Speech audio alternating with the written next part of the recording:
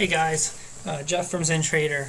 Um, Today was a little bit of a strange day on the markets. We broke out to multi-month highs on the Dow, and I was watching this chart today, right around this area. Like this was an area where I had deemed as resistance, and we broke above it.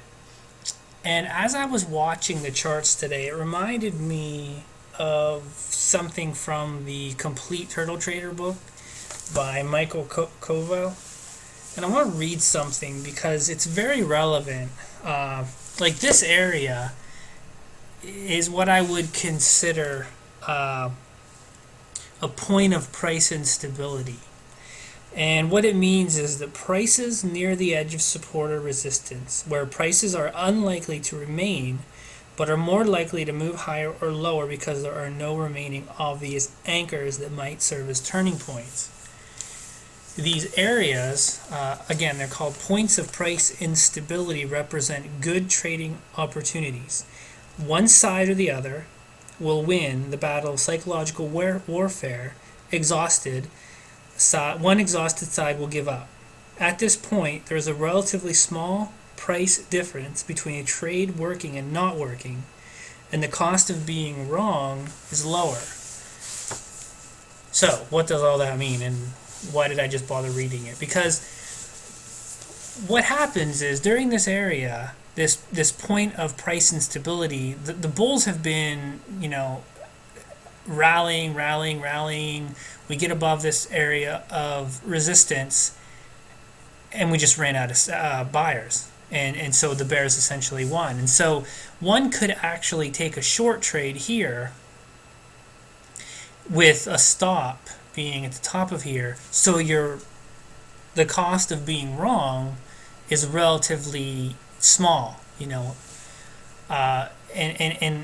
it was funny because I mentioned something on Twitter today, and I didn't really have a good reason to describe why I felt when the markets were rallying there was a possibility that we might close in the negative today. And I think it's just a culmination of just, me remembering this particular passage and how it just seemed like once we kind of, shot out of the gate in the morning, that the markets were going to run out of steam, and we didn't quite make it on the Nasdaq. Well, we didn't make it at all, but we sold off quite a bit. You can see here a chart of the Nasdaq. We basically, it's not as bullish as the Dow. It made a new, well, not even a new monthly high, but it made a high out of this relative consolidated area, and then it just basically gave back all its gains. And when you look at this is just a larger picture of the Dow on the daily. You can see how we broke above and then we sold off, and volume did improve on the Dow, but that's not necessarily a good thing. And this is a chart of the Nasdaq, and you can see here these bodies for what seems to be a positive run up, we're actually moving lower. So, it may be nothing. Maybe tomorrow there's more positive earnings, and this market rallies higher. But there is the potential that my timing signal, even though it remains on the sidelines right now, it's not really issuing a buy or a sell, and that's a good thing because I wouldn't necessarily have the confidence that this market is actually going to move higher.